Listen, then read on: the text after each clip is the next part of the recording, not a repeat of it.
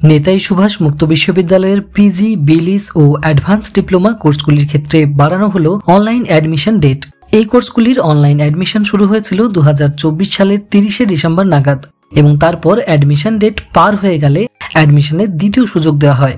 আর এবার দ্বিতীয় সুযোগের ডেট পার হয়ে যাওয়ার পর এই কোর্সগুলির ক্ষেত্রে শুরু হচ্ছে অ্যাডমিশনের থার্ড ফেজ, বলা যায় তৃতীয় সুযোগ।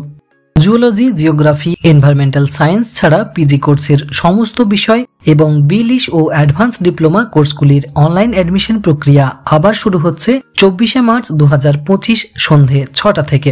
স্ক্যান করা ডকুমেন্ট কপি আপলোড করা যাবে 25শে মার্চ 2025 সন্ধে 6টা থেকে। ডকুমেন্টস বা ফর্ম ফিল আপে কোনো কিছু ভুল ত্রুটি থাকলে তা পুনরায় অ্যাপ্লাই করা যাবে 27শে মার্চ 2025 বিকেল 4টা থেকে। অনলাইনে ফি সাবমিশন করা যাবে 28শে মার্চ 2025 বিকেল 4টা থেকে। অফলাইনেও ব্যাংক চালান ডাউনলোড করে ব্যাংকে গিয়ে ফি পেমেন্ট করা যাবে 28শে মার্চ 2025 থেকে ব্যাংকিং আওয়ারের মধ্যে। পিজি, বিলিশ ও অ্যাডভান্স ডিপ্লোমা কোর্সগুলির তৃতীয় সুযোগে ডেট বাড়ানো হলেও এই নোটিফিকেশনে কিন্তু অ্যাডমিশনের লাস্ট ডেটের কোনো উল্লেখ করা হয়নি।